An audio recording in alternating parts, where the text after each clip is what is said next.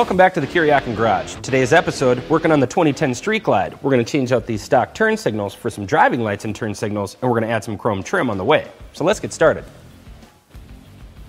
Okay, now the first thing we've got to do to change out these turn signals is we've got to take the faceplate off of your batwing fairing. So let's get that off.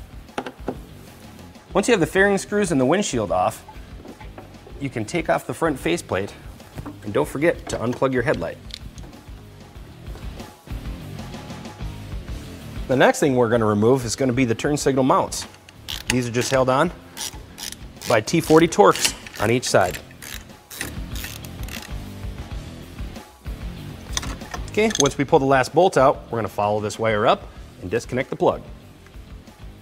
Once we remove the stock turn signal, we're going to go ahead and mount up the driving light bracket.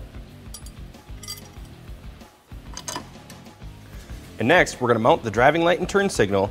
First, we've got to feed the wires through the mount.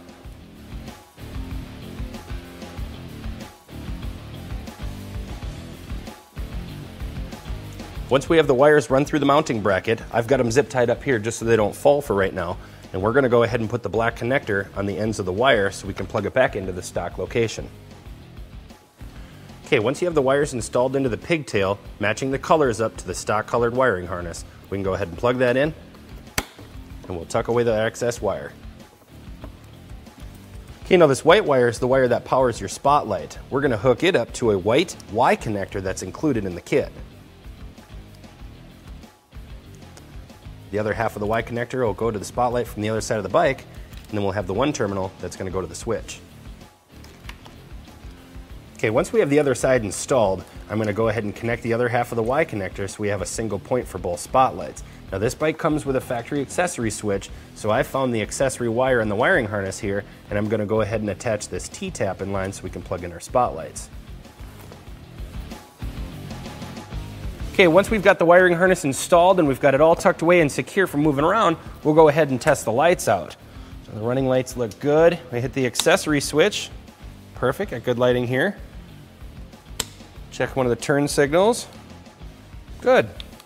Now we can go ahead and put the fairing back on. But before we do that, we've got some mirror caps that we need to put on that requires you to take off the face. So we'll put those on now.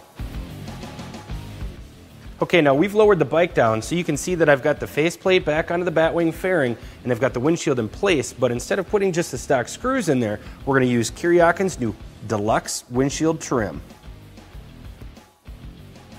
Okay, now this is held in place by the stock screw holes. Once you have the bolts in, they have these nice little chrome caps that just fill right into the trim areas. Okay, now once we have the faceplate on, the final thing you're going to want to do is adjust the lights to your liking, and then we're going to install these chrome caps on the sides of the bolt heads here.